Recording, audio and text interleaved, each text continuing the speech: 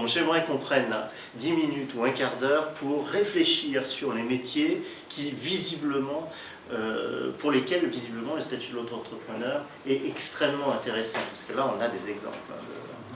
Ouais, c'est intéressant parce qu'effectivement moi j'ai un exemple.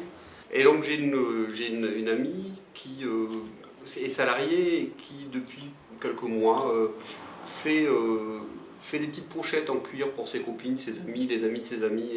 Et dernièrement, elle m'a dit, mais tiens Eric, est-ce qu'on ne pourrait pas un peu légaliser ça et basculer sur le régime d'entrepreneur, sachant que moi je ne veux absolument pas arrêter mon boulot. Je voudrais juste clarifier un peu ma situation au regard du social, du droit, enfin voilà quoi. Oui, ne pas arrêter son boulot, ça c'est une bonne idée.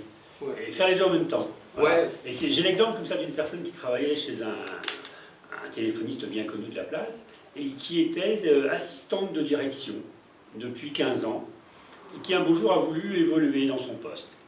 Et elle a trouvé un moyen de vente de produits de lingerie féminine à domicile. Mais elle a commencé de manière très petite. Elle a commencé 1 heure ou 2 par semaine. Et puis l'année suivante, elle en a fait un peu plus.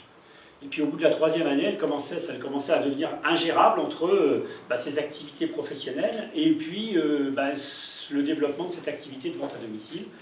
Et là, elle a sauté le pas grâce au système d'auto-entrepreneur. Et elle en est ravie. Oui, il me semble qu'il y a les deux possibilités.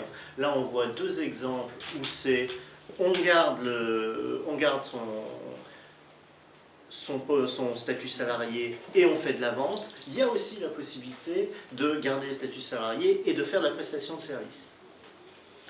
Moi, je peux vous parler d'un mécanicien qui ne veut plus faire de mécanique. Absolument. Et qui donc se pose la question de savoir si le statut d'auto-entrepreneur serait bon pour lui. Résumé rapide de la situation, c'est un bon mécanicien qui travaille dans une concession et qui s'est aperçu que énormément de petits garages, et il ne faut pas croire qu'ils vont tous mourir du fait de la crise, au contraire, ils se régénèrent la crise, ces métiers-là, ont énormément de difficultés à prendre certains véhicules en charge car ils ne sont pas propriétaires des mallettes informatiques et électroniques qui permettent de diagnostiquer les pannes sur ce type de véhicule.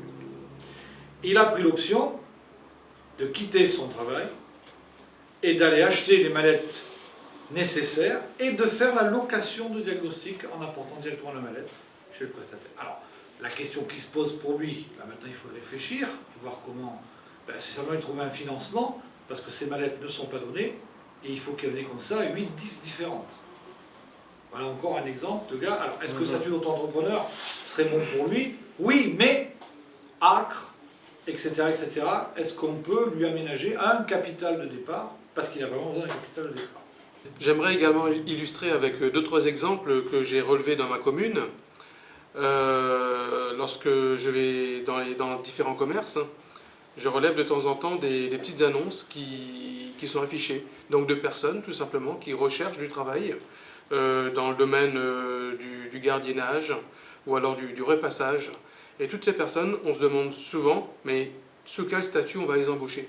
Ça, c'est le bon exemple, parce que moi, je vois souvent dans mon patelin des offres d'annonces sur l'autre côté, quoi. C'est-à-dire des gens qui cherchent quelqu'un pour leur tailler une haie, pour faire 3 heures de repassage, enfin voilà. Et pour le coup, ça veut dire qu'il y a probablement une vraie offre et demande, un vrai marché, là, pour l'auto-entrepreneur qui a envie de s'installer, qui a envie de gagner un peu de sous et qui, probablement, comme il a des frais de structure moins lourds, sera un peu moins cher que des grosses associations sur le secteur, ou alors se fera un petit peu plus de sous qu'en étant salarié sur une grosse association. Et en plus, le particulier qui embauche comme ça quelqu'un en auto-entrepreneur, il peut dégréver 50% de la somme pour ses impôts. Ça veut dire que c'est un moyen de faire des sous pour l'auto-entrepreneur et un moyen de payer pas trop cher pour le particulier. Oui, ce qui est passionnant, c'est de s'apercevoir que finalement, il y a un énorme potentiel et vraiment des métiers très différents. On n'a pas cité le soutien scolaire, on n'a pas cité la maintenance informatique, où là aussi, on sait qu'il y a vraiment de très nombreux cas de gens qui s'installent. Et je pense qu'on aura la surprise d'en voir encore des plus surprenants les uns que les autres.